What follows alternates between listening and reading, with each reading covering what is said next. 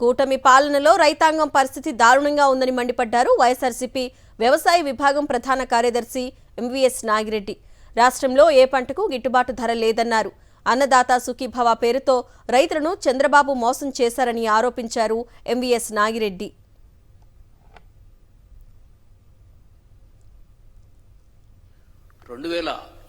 సంవత్సరం ఆంధ్రప్రదేశ్ రైతుల పాలిట ఒక చీకటి సంవత్సరం.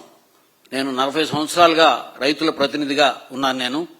ఇంతటి సంక్షోభం నేను ఎప్పుడు చూడలేదు. 25 సంవత్సరం వచ్చేటప్పటికి అంటే ఈ సంవత్సరం అయిపోబోతోంది. వ్యవసాయ రంగం పరిస్థితి ఒకసారి తీసుకుంటే సంపద సృష్టిస్తామని చెప్పి చంద్రబాబు నాయుడు గారు ఎన్నికల ముందు మాట్లాడారు.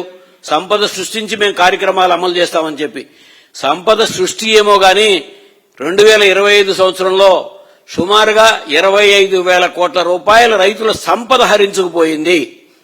ఇది వాస్తవం. ప్రభుత్వం ఇవ్వాల్సిన కార్యక్రమాల నుంచి కాకుండానే వాళ్ళకి సాగు ఏరియా తగ్గిపోయి గాని, పంటలు ఉత్పత్తులు పడిపోయి గాని, ఆ ఉత్పత్తులకు ప్రకటించిన కనీస మద్దతు ధరలకు కూడా అమ్ముకోలేక గాని, కనీసం ప్రకటించిన ధరలకి ప్రభుత్వం కొనుగోలు చేసే ప్రయత్నం చేయకపోవడం మూలంగా ఇంత సంపద హరించుకుపోయింది. ఏ పంటకు గిట్టుబాటు ధర లేదు. ఉత్పత్తులు గణనీయంగా పడిపోయినాయి.